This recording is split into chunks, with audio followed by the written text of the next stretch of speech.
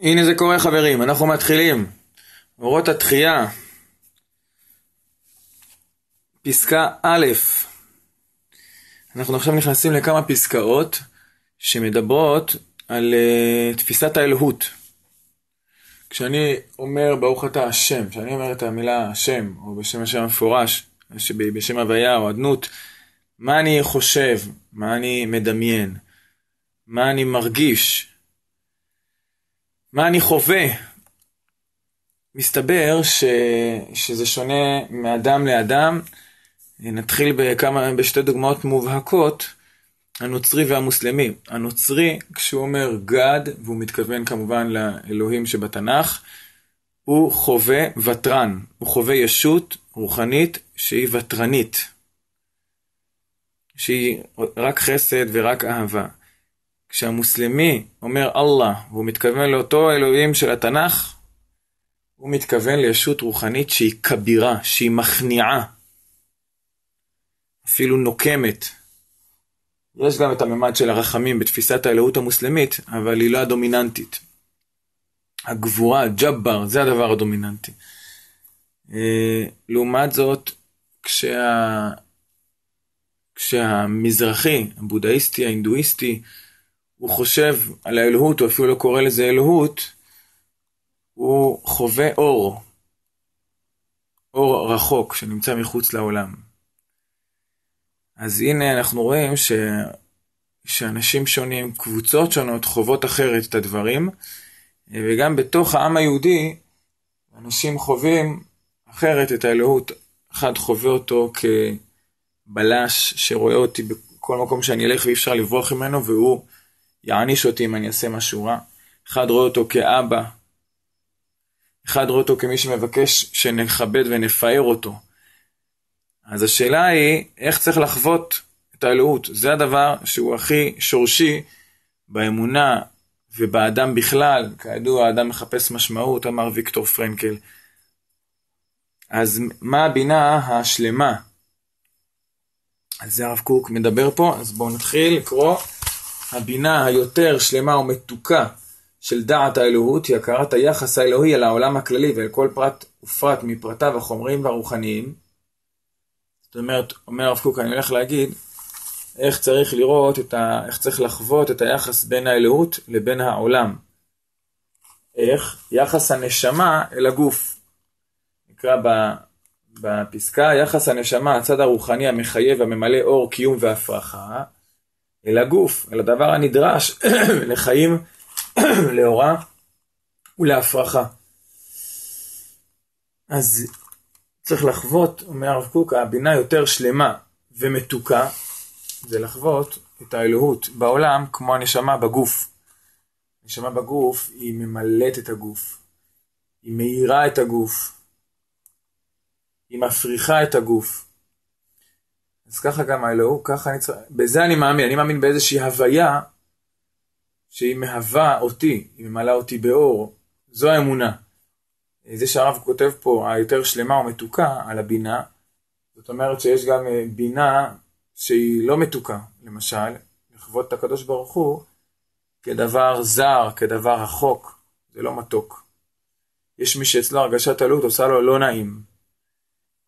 מה שהמהלך שהרב קוק מוליך פה זה שהחילונות היא בעצם מתקוממת נגד תפיסת האלוהות כדבר זר.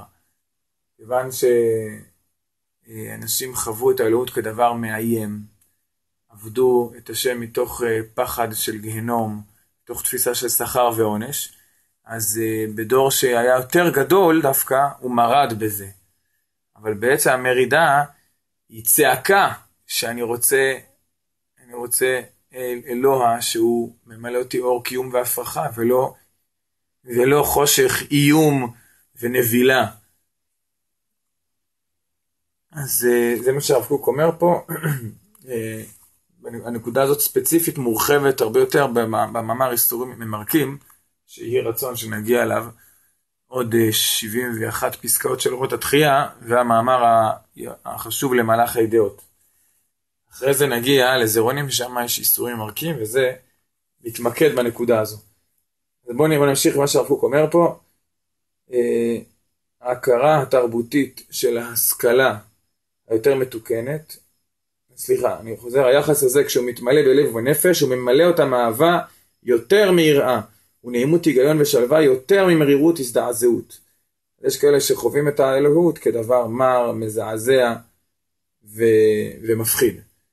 והבינה יותר שלמה ומתוקה, זה כמו שאמרנו, וזה ממלא את הנפש באהבה, נעימות, שלווה.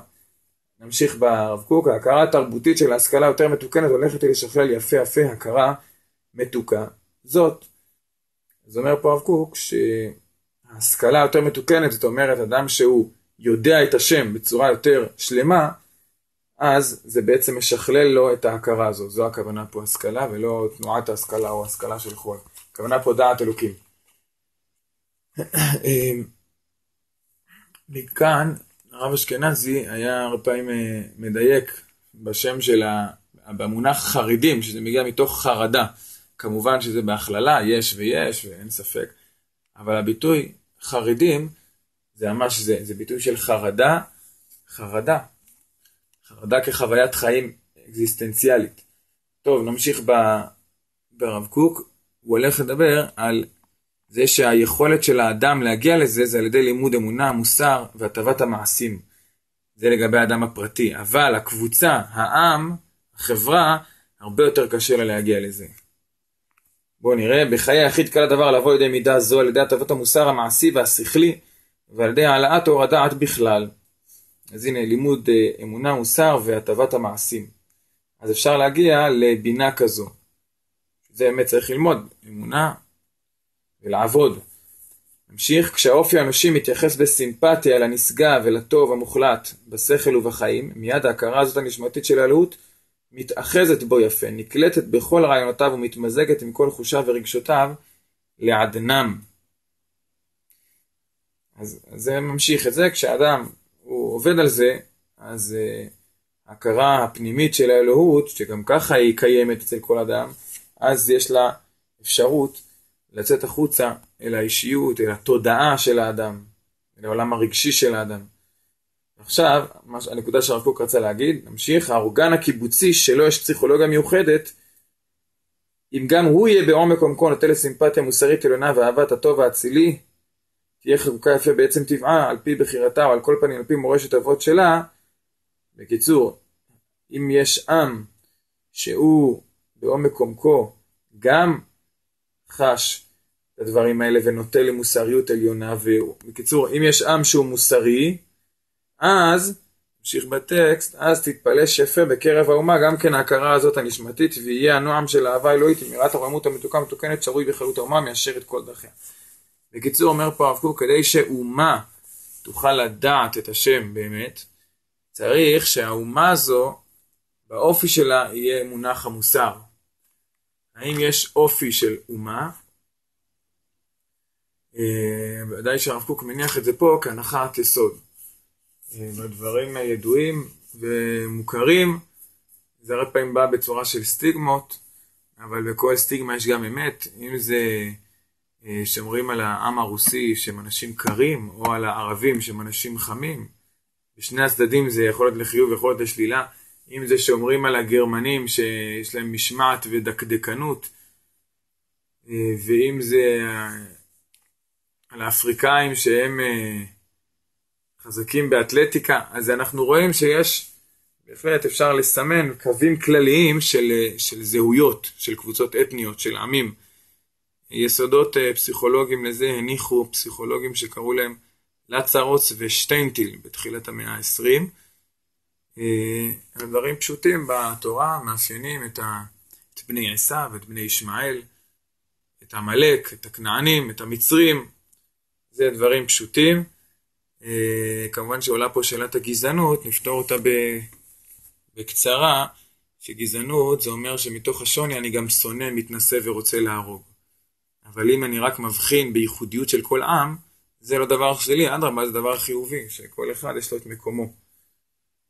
נמשיך פה בפסקה, אבל לפי מידת רחוקה של הפסיכולוגיה האורגנית מהחיבה הפנימית אל הטוב המוחלט, כן לא יוכל היחס הנשמתי לחדור בקרבה ביחס האלוהי, ומוכרח קשר אלוהות להיות בקרבה קשר נוכרי, ואלוהים יהיה בה אל נחר ואל זר, ואל זר זה יקנה לו תכונות שונות, תכונות משונות וקריקטוריות, המעוותות את החיים הרבה יותר ממה שהן יכולות ליישר אותם. בקיצור, עם שהוא לא מוסרי ביסודו, הוא לא יוכל באמת לחוות את האלוהות כדבר שממלא אור קיום והפרחה, שממלא אותו באהבה, אלא כדבר זר, כמעין קריקטורה של אלוהים, כדבר שהוא מעוות את החיים ולא מיישר אותם. האם העולם הגיע לזה או לא? אז אמר אחד מגדולי חכמי אומות העולם בדורות האחרונים, עמנואל קאנט, שהיה גרמני, היה פילוסוף גדול, אמר ככה: אני חכם ואני מוסרי, ואני מהעם הגרמני. העם הגרמני הוא העם המשכיל ביותר. מסקנה, אם כולם יקראו את הפילוסופיה שלי, גרמניה תהיה האומה המוסרית ביותר ותשפיע טוב לעולם. 3 נקודות. וזה מה שהרב קוק אומר פה: לעת עתה עוד לא באה תרבות למידה זו להכין סימפתיה אלוהית של הטוב המוחלט בעומק הנשמה של האורגנים הקיבוציים, ועל כן הננו רואים בהם עדיין סימני רשע ועריצות, ומהות המוסר הולכת ומתמסמסת ונעזבת מן הלב הכללי של הקיבוצים. בפסקה, בקטע הבא, את הקטע הבא אנחנו כבר נמשיך מחר, אז כל טוב.